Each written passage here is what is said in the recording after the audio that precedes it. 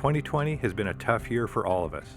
We're experiencing a pandemic, economic turmoil, social upheaval, and we've seen floods and droughts and other environmental problems. Unfortunately for many Pacific salmon stocks, it's also a time of crisis for some populations. Pacific salmon are a keystone species, critical to the health of entire ecosystems, a major piece of our economy, and this crisis has a cascade of effect to all who depend on them, especially for First Nations across the province, who rely on them for food and culture. But salmon are resilient, and PSF is doing everything we can to help them, such as supporting game-changing projects in places like the Bonaparte River. So I was asked a question about how do you get people on the ocean and the interior to relate to each other in terms of these salmon populations? And everyone's in their own backyard. And you know, I want to stress to people down on the coast, because that's where the majority of BC kind of lives.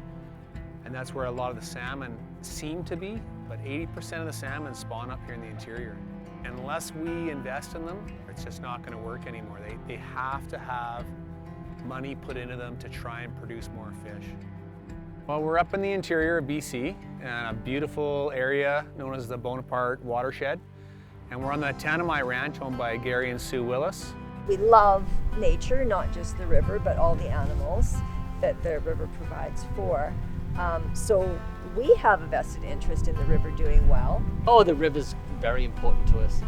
Without the river, we don't have water for our cows, we don't have water for irrigation to make hay, and we basically wouldn't be here without the river being here. I am very proud to protect the river and the Chinook population because it is very important to me and for the killer whales.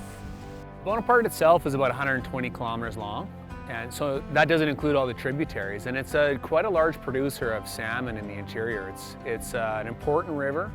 The Chinook that come here are the Chinook that the southern killer whale population is targeting. And it also has a population of coho that is not doing very well since probably the 2000s as well.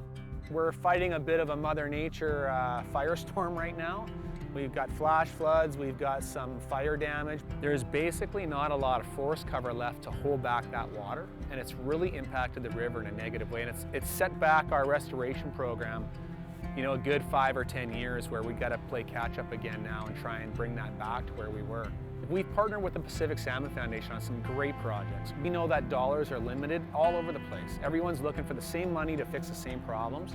So if we can come to the foundation with these great ideas that are economical, that have a huge, you know, bang for Chinook and coho habitat, so that in 10 years from now, we can get back to kind of where we were and hopefully get these numbers up from the low hundreds and the low tens to back into the thousands.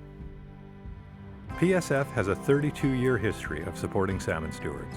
This commitment has not changed amidst the COVID-19 pandemic, but we need your support now more than ever in order to address the challenges that salmon face during this time of crisis for some population. PSF funds salmon conservation and restoration projects to the tune of $1.6 million annually, but that only funds about half of the requests. Salmon are resilient, and there's a lot we can do to help them recover. You can help make a difference. Please consider making a donation to support this critical work. Every contribution will help make a difference. Thank you.